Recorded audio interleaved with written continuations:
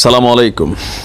আজকে গোপালগঞ্জে যেই ঘটনা ঘটেছে সেই ঘটনায় সোশ্যাল মিডিয়া জুড়ে যারা আওয়ামী লীগ, যুবলীগ, ছাত্রলীগের কর্মীরা আছেন তারা ব্যাপক উচ্ছ্বাস প্রকাশ করছেন, কিন্তু অন্যদিকে সমন্বয়করা নিরাপত্তাহীনতায় ভুগছেন। হঠাৎ করেই ছাত্রলীগ আসবে যেই স্লোগানগুলো বিভিন্ন জায়গায় ফেসবুকে বা বিভিন্ন ইয়াতে আমরা দেখছি, এগুলো কিন্তু আস্তে আস্তে সত্যি হচ্ছে।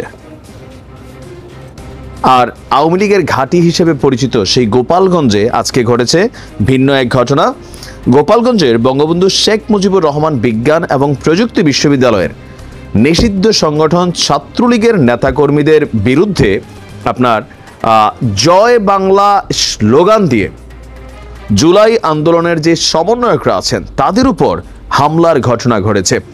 দর্শক, আজকে বিশ্ববিদ্যালয়ের প্রশাসনিক ভবনের সামনে এই ঘটনা ঘটে। এতে আহত হয়েছেন আপনার বেশ কয়েকজন সমন্বয়ক এবং ছাত্ররা। জুলাই আন্দোলনের অন্যতম দুই সমন্বয়ক জসিম শরীফ সহ আন্দোলনের সাথে কানেক্টেড নেতৃবৃন্দরা। এছাড়া এই ঘটনায় বশেমুর বিপ্লবী প্রেস ক্লাবের সাধারণ সম্পাদক আতিক ফয়সাল এবং দপ্তর সম্পাদক শেখ রাসেলও আহত হয়েছেন। প্রত্যক্ষদর্শী শিক্ষার্থীরা বলছে, ছাত্রলীগের নেতাকর্মীরা প্রক্টোরিয়াল বডির সামনে জুলাই আন্দোলনকারীদের লক্ষ্য করে গ্রুপ একটা হামলা চালায়। আর আমরা দেখি আপনার এই হামলার প্রেক্ষাপটের এই সময় তারা যখন হামলা চালাচ্ছিল তখন জয় বাংলা স্লোগানও দিচ্ছিল। এছাড়া ছবি তোলার সময় সাংবাদিক আতিক, রাসেল সহ কয়েকজনের উপর হামলা চালিয়েছে। এ বিষয়ে ছাত্রলীগের হামলায় আহত সমন্বয়করা প্রক্টরের দপ্তরে অভিযোগ করেছেন। শেষ খবর পাওয়া পর্যন্ত ক্যাম্পাসে উত্তেজনা বিরাজ করছে। এই হামলায় অভিযুক্ত ছাত্রলীগ কর্মী সোহাগের বিরুদ্ধে এর আগেও সাধারণ শিক্ষার্থীদের নির্যাতন সহ একাধিক অভিযোগ রয়েছে। এছাড়া আপনার আমরা দেখি যে এই হামলার ঘটনায় গোপালগঞ্জে বঙ্গবন্ধু শেখ মুজিব বিজ্ঞান ও প্রযুক্তি বিশ্ববিদ্যালয়ের এবং আজকে ব্রাহ্মণবাড়িয়ার আশুগঞ্জে কিন্তু একটা ঘটনা ঘটছে। আমি ওই নিউজটা আপনাদেরকে আলাদা দিয়েছি। তো সেইখানে আমরা আবার দেখছিলাম পত্রিকার কাটিং বলছে যে আপনার এক সমন্বয়ক মানে আরেক সমন্বয়ককে পিটিয়েছে, পরে এটা আবার ছাত্রলীগের কর্মী হিসাবেই এখানে চিহ্নিত হয়েছে।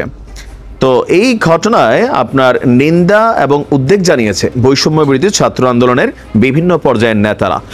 তারা বলছে যে ব্রাহ্মণবাড়িয়া আশুগঞ্জ থানা থেকে বের হওয়ার সময় 15-20 জনের একদল সন্ত্রাসী কর্তৃক হামলার শিকার হয়েছেন বৈষম্য বিরোধী ছাত্র আন্দোলনের ব্রাহ্মণবাড়িয়া প্রতিনিধি নাদিমুল ইসলাম রোহান।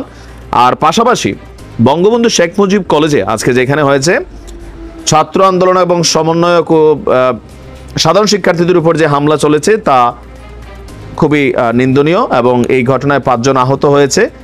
আর সাংবাদিকরাও এখানে আহত এবং আক্রমণের শিকার হয়েছেন, যা উদ্বেগজনক। তো মানে বিষয়টা হচ্ছে কি যে আসলে কি বলবো, ছাত্রলীগ মনে করছে যে ভাই আমাদেরকে তো তোমরা নিষিদ্ধই করে দিছো, সো আমরা এখন যা খুশি তাই করবো।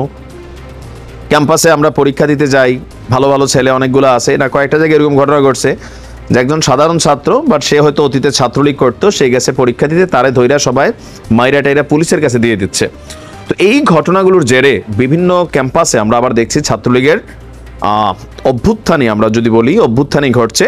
ইভেন গ্রুপ ওয়াইজ তারা কিন্তু নানান ধরনের অ্যাকশন রিয়াকশনে কিন্তু তারা মাঠে নামছে।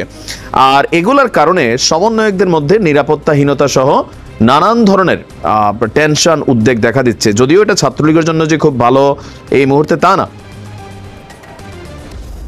কোন দিকে যাচ্ছে আসলে ছাত্রলীগ? যেভাবে আবার প্রকাশ্যে আসা শুরু করছে, সমন্বয়করা আস্তে আস্তে ঘাবড়ানো শুরু করছে। কিন্তু এছাড়া বিভিন্ন জায়গায় যেই স্লোগানগুলো দেখছি আমরা বা লিখা দেখছি, তবে এই প্রথমবারের মতোই জয় বাংলা স্লোগান দিয়া কোনো একটা সমন্বয়কদের উপর, একাধিক সমন্বয়ক এবং ছাত্রদের উপরে যৌথ হামলার ঘটনাটা ঘটে গেল।